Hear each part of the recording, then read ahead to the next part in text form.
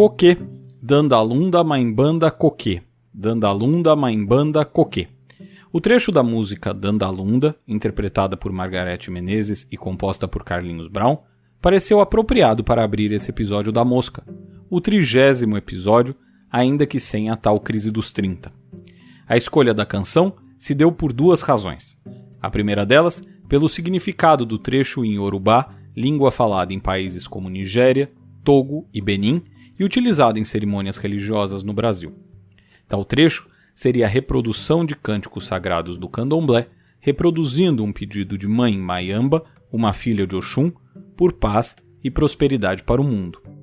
Já o segundo motivo foi a percepção triste de que o país que canta e adora esse tipo de música é o mesmo que muitas vezes despreza a cultura africana, não se interessa pelo continente e, pior, possui marcas profundas de racismo e xenofobia que levam até a morte de inocentes. No entanto, todo esse caldo grosso não pode ser tratado de forma superficial ou leviana, razão pela qual o 30º episódio será especial.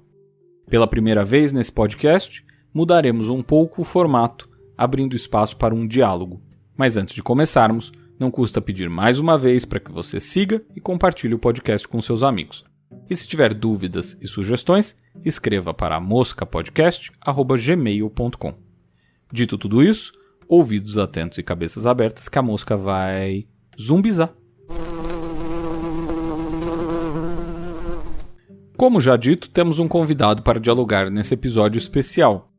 Isaka Mainassara-Bano nasceu no Níger e se mudou para o Brasil em 2007 para concluir o ensino por aqui.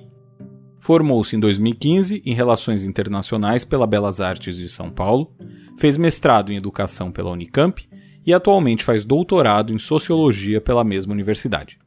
É membro do Núcleo de Estudos Carolina Maria de Jesus da Unicamp, pesquisador do Centro de Estudos Rurais e Urbanos da USP e coordenador do coletivo Raízes de São Paulo.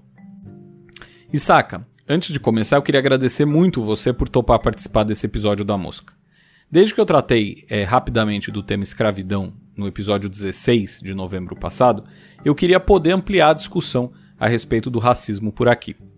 Desejo que aumentou muito com os casos recentes de violência que levaram à morte do Moise, um jovem congolês de 24 anos que foi espancado até a morte no Rio de Janeiro, e do Durval, que foi assassinado pelo seu vizinho, um sargento da Marinha, quando chegava em casa.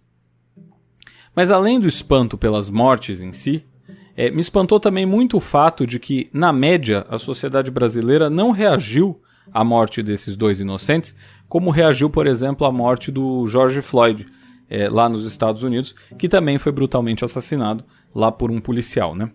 E eu pensei muito nisso desde o anúncio dessas duas notícias, nessa certa seletividade da reação. Você também teve essa impressão? Primeiro eu queria agradecer, Felipe, pelo convite, né, de estar num espaço tão importante, um podcast que eu acho que ela traz e discute assuntos extremamente importantes, como é esse caso específico. Mas o caso do Moise Kabagambe é um caso extremamente curioso porque ela envolve várias questões, né?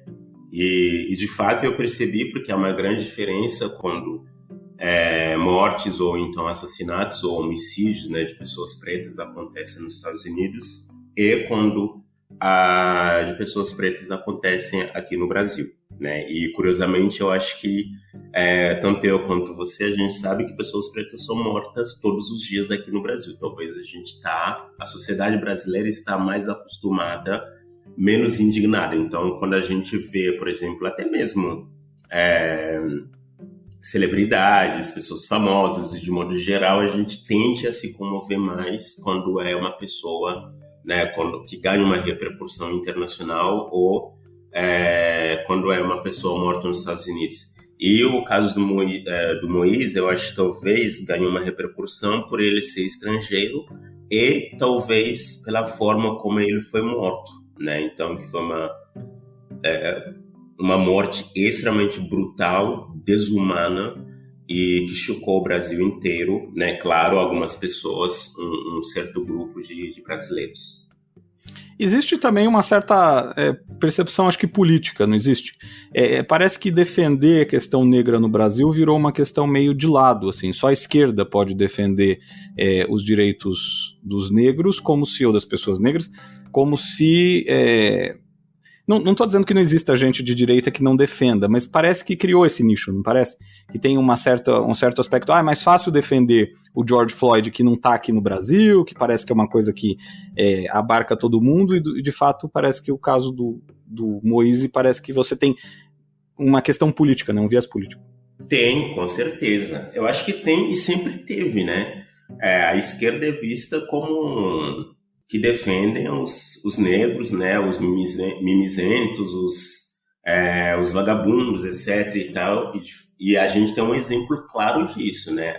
As postagens que o Sérgio Camargo, né, recentemente, inclusive, ele fez uma postagem no Twitter que deixou todo mundo indignado, e curiosamente sobre a morte do Moise, né, chamando ele de vagabundo, né? Ele sempre está ali com uma figura que critica, né, os negros porque eles acham que eles estão sendo influenciados de forma negativa pela esquerda.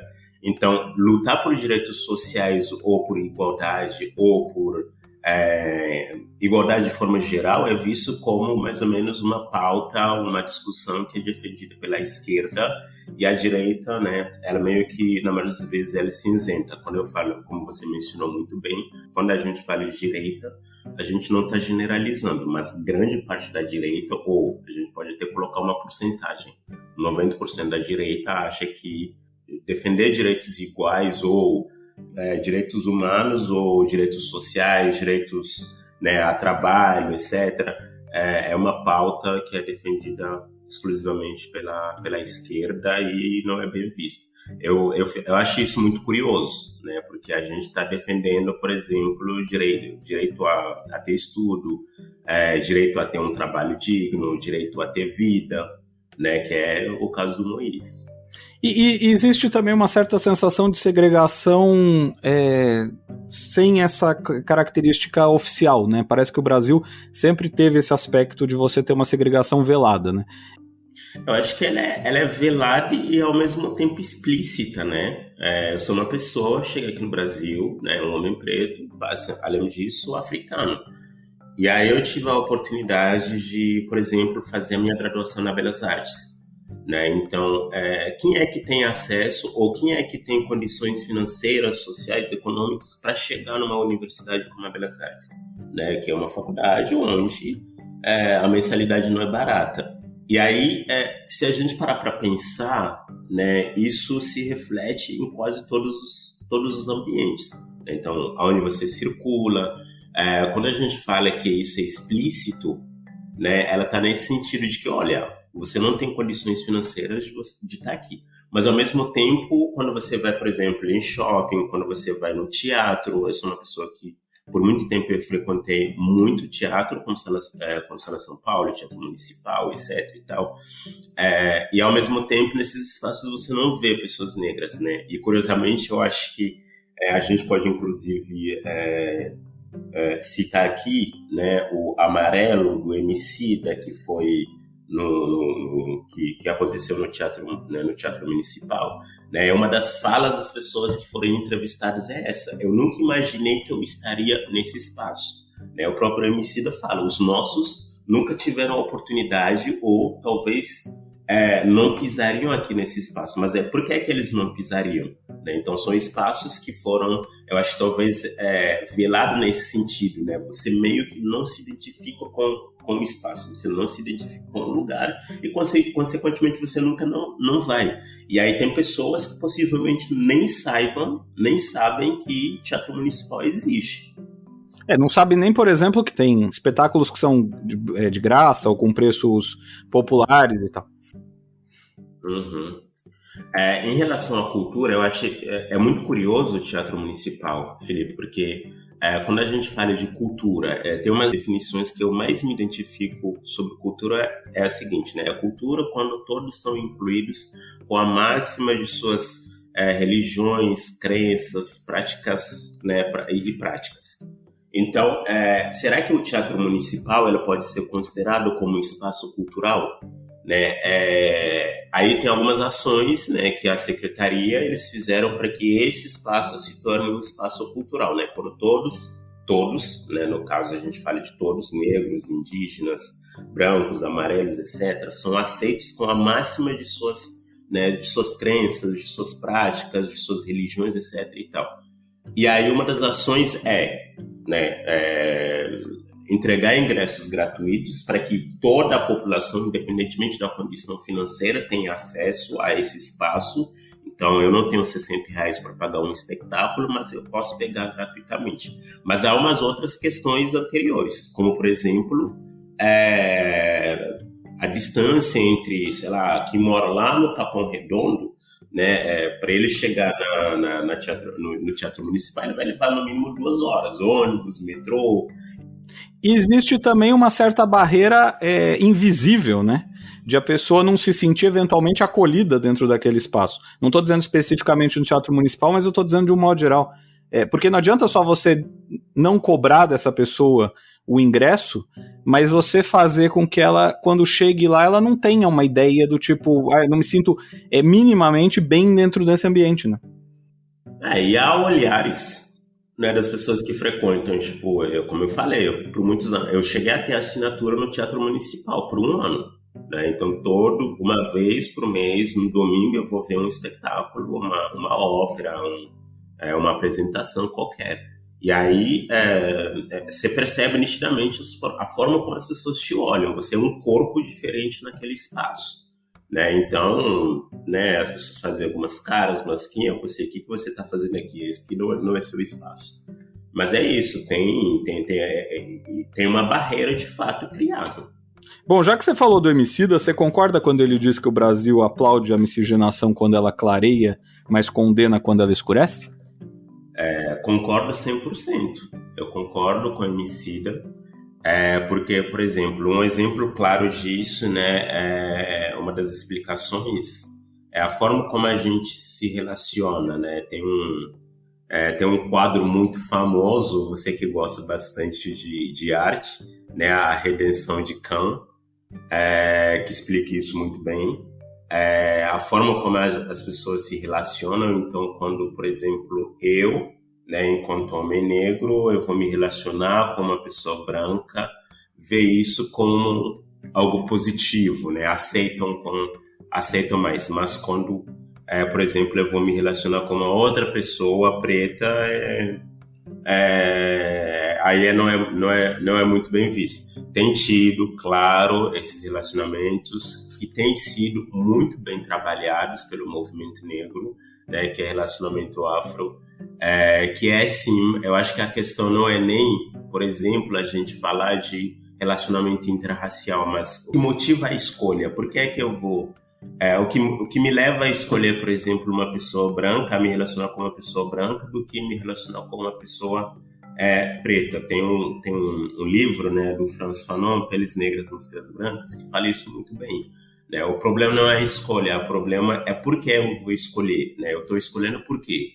Estou escolhendo por causa da cor da pele, eu estou escolhendo por causa dos olhos, eu estou escolhendo por causa do cabelo, eu estou escolhendo por uma questão social, eu estou escolhendo por uma questão econômica, eu estou escolhendo porque eu estou procurando uma posição dentro de uma sociedade, enfim, o que motiva a escolha.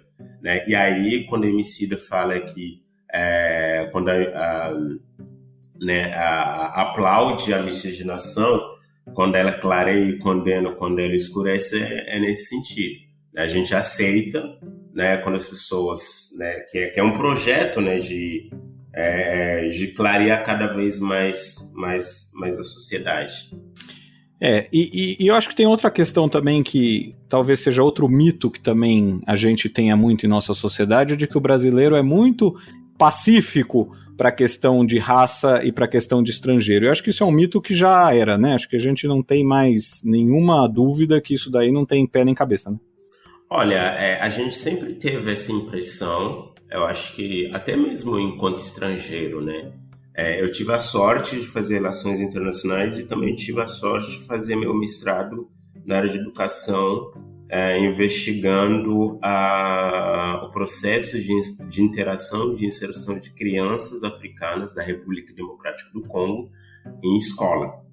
Então, aí eu fico me perguntando, afinal, o Brasil, quando você é estrangeiro, né, quais países o Brasil aceita, né? Quais países são bem-vindos, ou pessoas de quais países são bem-vindas no Brasil? Europeus, franceses, norte-americanos mais especificamente brancos, alemães, etc. Eu confesso que, assim, eu tinha uma outra ideia totalmente diferente sobre o Brasil, né? Que seria um Brasil que você vai chegar, as pessoas vão te acolher, e que, de fato, em alguma medida, há um acolhimento. Mas esse acolhimento tem limite. Né? Eles te aceitam para determinados trabalhos, em determinados espaços, mas também não em todos os lugares. E, curiosamente, durante a pesquisa do meu mestrado, né, eu percebi isso claramente. Né, com as crianças, né, refugiadas africanas que vão estudar em escolas, elas são aceitas, mas elas são aceitas com algumas limitações. Então, tem caso de uma mulher que ela queria que o filho dela estudasse numa escola particular, e aí ela começou a correr atrás de bolsas, né? Então, e ela ia em todas as escolas. E essas escolas, elas concediam as bolsas, né? Então, as bolsas estão ali para um número X de pessoas, né? Que são escolas particulares, e todas as escolas particulares que ela foi, né, tentar bolsa, os motivos pelos quais ela era que o filho dela não era aceito ou não era selecionado eram puramente raciais. Elas conseguiam ver claramente porque o filho dela, que tinha todas as condições necessárias, não era aceito nessas escolas, né, como bolsista. E aí, quando ele foi aceito numa escola extremamente conhecida na região de Perdizes, né, numa escola de elite, ele sofreu muito racismo, né, a ponto dele abandonar, a mãe foi obrigada a tirá-la daquela escola porque ela não estava mais suportando os casos de racismo que ele sofria. Então, eu acho que eles não são... o Brasil não é um país receptivo quando é uma pessoa africana e preta. É receptivo até um certo ponto. E aí a gente tem várias outras questões, né? Antes de começar o podcast, conversamos um pouco, né, sobre o número de aumento, né, de células nazistas, neonazistas aqui no Brasil, e curiosamente coincide com um período, digamos, político dentro do Brasil. Inicialmente, muito antes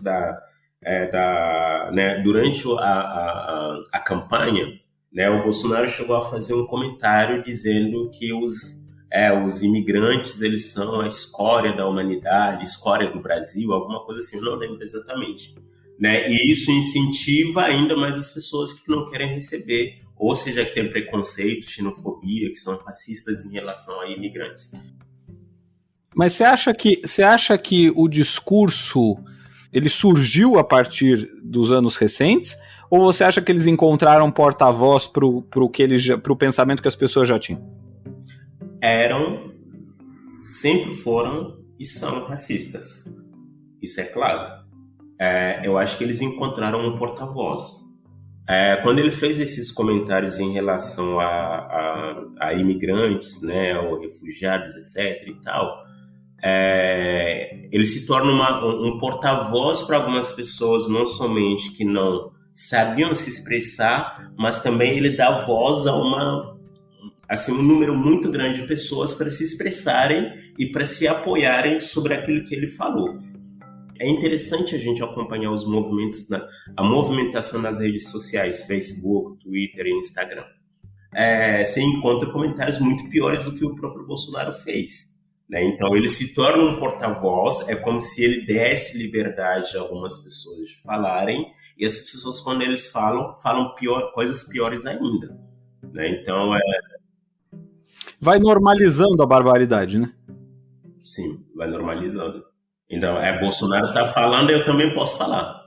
A impressão que eu tenho do discurso político brasileiro é assim, antes existia esquerda e existia centro-direita.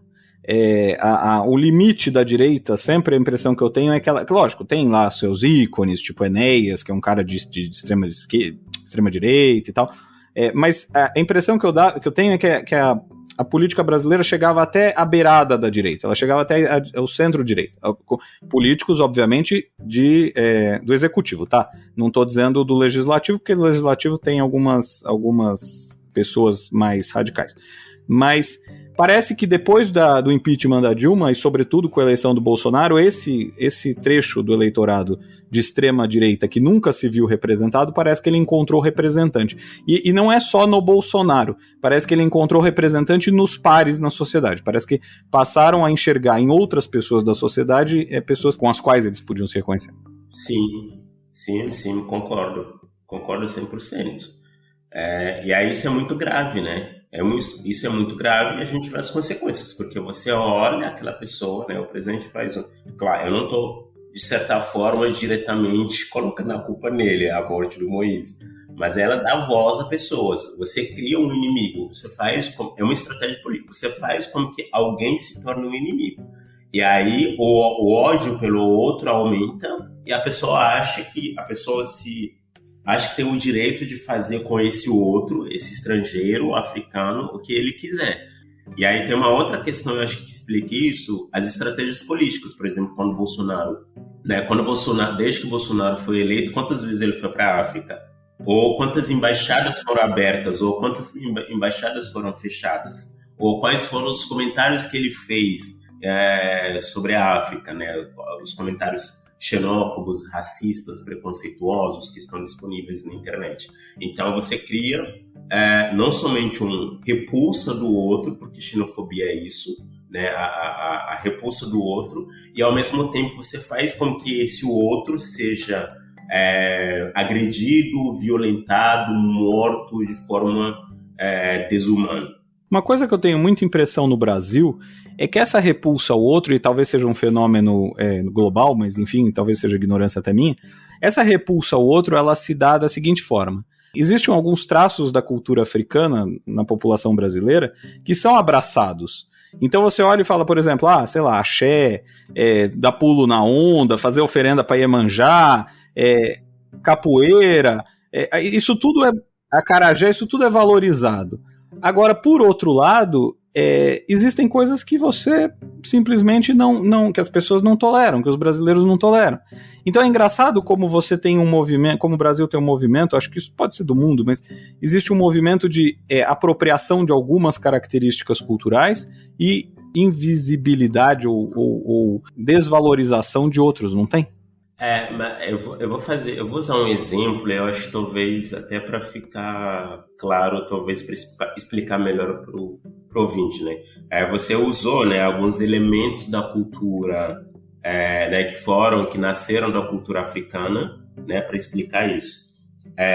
Curiosamente, a gente tem xenofobia contra os nordestinos aqui em São Paulo. E, curiosamente, a gente aceita alguns elementos do Nordeste. São Paulista vai para o Nordeste, para Bahia, para Maranhão, para Lençóis Maranhenses, para passear, para passar as férias, aquelas praias lindas, maravilhosas, etc. e tal. Mas para receber o nordestino aqui, ele é extremamente xenofóbico com ele, né? Não aceita alguns elementos da cultura dele, mas aceita alguns elementos, né?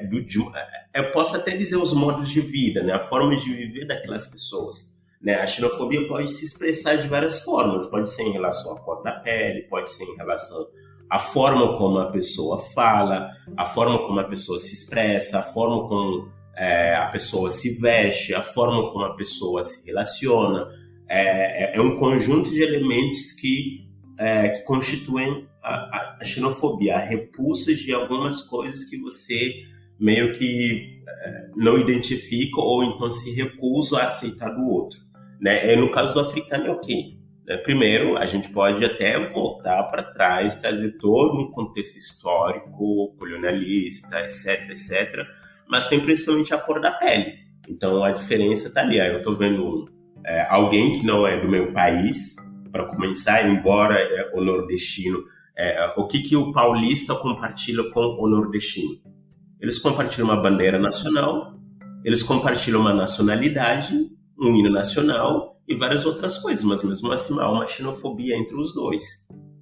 Então, e aí a xenofobia, eu acho que ela se configura nisso, na forma como... e aí, como é que... Eu sempre costumo dizer, né, como é que a gente consegue combater a xenofobia? Eu acho que conhecendo o outro.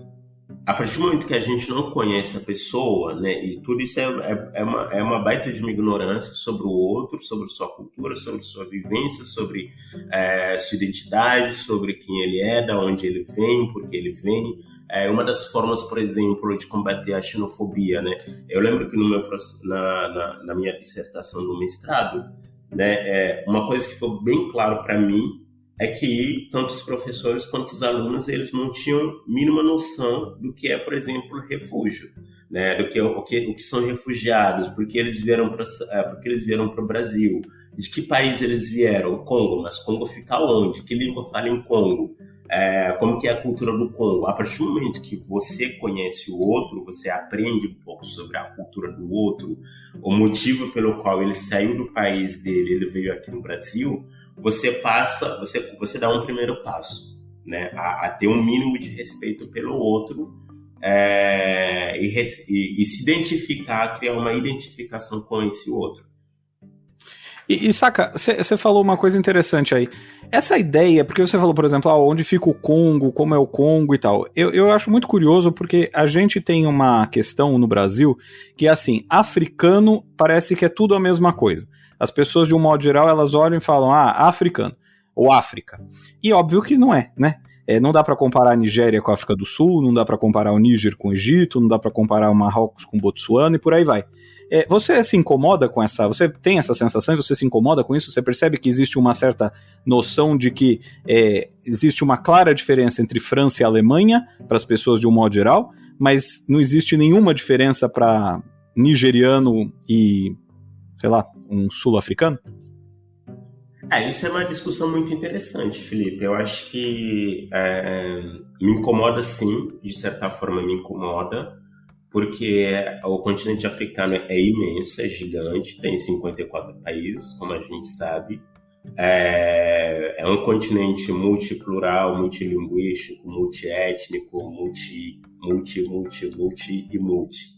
Então, a partir do momento que eu acho que talvez a xenofobia ou então os estereótipos que a gente cria sobre o continente africano ou então os próprios países africanos, como por exemplo a África é um país, como por exemplo todos os africanos são assim.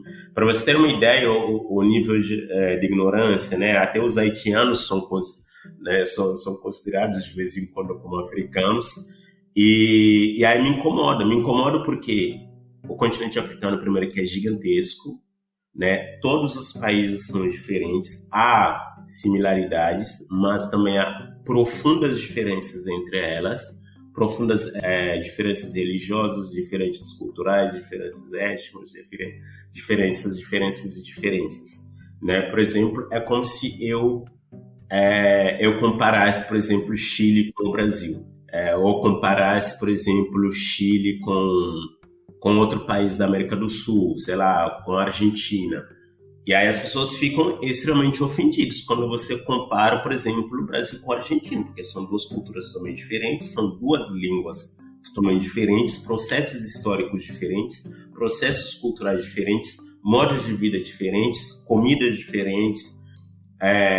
Quando os primeiros intelectuais, né, africanos, ou mais especificamente da África francófona, começam a escrever, ou então eles tomam a iniciativa de lutar contra o colonialismo, contra a violência colonial de modo geral, né? Uma das falas mais marcantes do Léopold Sédar Senghor, né, que foi o primeiro presidente do Senegal e ao mesmo tempo uma das pessoas que foi responsável por cunhar, junto com César e Léon Damas, a palavra negritude, né? Uma das frases mais famosas dele, ou uma das falas mais famosas dele, quando ele estava em Paris, aí ele pega e fala, olha, a gente estava mergulhado dentro de uma situação tão complexa de apagamento de identidade, né, das pessoas acharem que o continente africano é único, né? A gente era considerado pessoas sem cultura, sem música, diziam que não tínhamos produzido arte, não tínhamos produzido literatura, não tínhamos produzido absolutamente nada, sem história, e que éramos apenas dançarinos. A partir de então que esse grupo de intelectuais se reuniram e eles começaram a produzir uma literatura para mostrar que não só literatura, a gente tem Cheikh Anta Diop também, que fez várias pesquisas, né? Então, em várias áreas, como tanto teóricas e por aí vai, para mostrar que sim, o continente africano é diverso, que sim, o continente africano produziu conhecimento, sim, o continente africano tem arte, tem música, tem vários outros tipos de produções e de conhecimentos, né? Conhecimentos que eram negados e que foram negados por muitos anos e continuam sendo negados. E o papel da literatura, Issaka? Eu acho que a literatura ela tem um papel importante nesse sentido, né, de mostrar a diversidade cultural, étnica, racial, linguística, religiosa, formas de vida, e também de mostrar uma contemporaneidade do continente africano, porque eu acho que agora há pouco eu mencionei sobre estereótipo. Qual que é o estereótipo que a gente tem sobre o continente africano? Primeiro, que é guerra, fome, conflitos armados, pobreza, AIDS e doenças, etc, etc. E esses estereótipos, eles precisam ser desconstruídos. E como que a gente desconstrói esses estereótipos? E a literatura, ela tem um papel importante nisso, né? Quando eu vou ler, por exemplo, um livro da Chimamanda, ou quando eu vou ler um livro do Kamara Lai, ou então quando eu vou ler um livro do Chinua Achebe, Busheme Cheta, eu vejo não somente, até mesmo, por exemplo, um Nkulani Bakakosa, quando eu vou ler livro do Atemia Couto, a primeira coisa que que a gente nota são escritores de países diferentes. Né? Então, Nkulani é de tal país, Busheme Cheta é de tal país, Kamara Lai é de tal país. Aí eu passo a ter uma noção de que existem vários países. E dentro das escritas delas, elas tratam de diversos temas. Né? Aí, quando eu leio um livro, por exemplo, do Amadou Ampateba, eu vou ler um livro do Anjak, eu vou ler livro da Chimamanda Ngozi Adichie, eu percebo claramente que eles estão tratando de questões totalmente diferentes, né? Que Nigéria é outro, Mali é outro, Angola é outro. Mali tem uma cultura diferente, Nigéria tem uma outra cultura e, por exemplo, Mali, Nigéria e Angola têm culturas diferentes, religiões diferentes. Um é cristianismo, o outro também é cristianismo, mas o outro tem islamismo, que no caso do Amadou Ampateba. Aí eu vou entrar em questões relacionadas à família, à constituição familiar, relacionamentos dentro das próprias comunidades, questões políticas. Quando eu volto, por exemplo, no Chinua Achebe, eu percebo que, por exemplo, no romance O Mundo se Despedaça, que muito antes do branco, né, da colonização chegar na África, havia modos de vida, havia sistemas políticos, sistemas financeiros, etc. Ou seja, havia uma organização muito bem estruturada. Claro, essa organização, essa comunidade, essa sociedade, ela tem seus defeitos, mas é uma comunidade muito bem estruturada. Issaka, você está falando dessa literatura, eu até tinha algumas outras perguntas, mas eu acho que eu vou ficar com essa para terminar. Você podia citar 3 livros como indicação para as pessoas que estão ouvindo, para que elas procurem e leiam? Porque você estava falando dessa parte de literatura e eu fui ficando encantado com as indicações, e eu confesso que eu também preciso ler muito mais literatura africana para me sentir, para poder dialogar com você. Então, se você puder indicar 3 livros, e aí acho que é uma boa forma de encerrar, fazendo exatamente o que você falou, fazendo com que as pessoas elas descubram na literatura que a África não é uma coisa só, e que as pessoas merecem ser reconhecidas e respeitadas e vistas da forma como elas são, e não como os nossos estereótipos e as nossas ideias amarram às vezes. Olha, nos últimos anos nos últimos 3 anos eu li livros fantásticos, então eu vou indicar Fique Comigo, que é de uma escritora jovem nigeriana. Ela deve ter mais ou menos, atualmente, 33, 34 anos, mais ou menos, que é a Adebayo Ayobami, né? Ela é uma escritora nigeriana jovem, e que, inclusive, ela esteve aqui no Brasil, se eu não me engano, na Flip 2020 ou 2019, eu esqueci. E esse livro é muito interessante, eu acho que é um dos melhores livros que eu li nos últimos anos. E o segundo livro é da Leonora Miano, que é a Adebayo Ayobami é uma escritora nigeriana, então a gente já tem uma escritora de país de língua inglesa. E aí tem um país de língua francesa, que é Leonora Miano. O nome do livro é Contornos do Dia que Vem Vindo, que é um livro fabuloso também. E, por último, eu indiquei livros de duas mulheres. Eu vou indicar livro de um homem, né, aquele que é considerado o pai da literatura nigeriana, que é Chinua Achebe, e indicaria o livro O Mundo se Despedaça, né? Então, fica aí as 3 indicações. Eu espero que as pessoas gostem. E talvez eu indicaria um outro livro, que seria O Menino Fulá, do Amadou Ankateba. São tantos escritores que eu vou falando, eu começo a confundir os nomes. Enfim, super obrigado, Issaka, de verdade, adorei, acho que foi uma baita conversa, espero que as pessoas tenham gostado também. Muito obrigado, Felipe, muito obrigado aos ouvintes. Qualquer coisa a gente está à disposição. Agradeço muito pelo convite. Abraço, tchau, tchau. Tchau, obrigado. Até. Até. E a Mosca volta na semana que vem.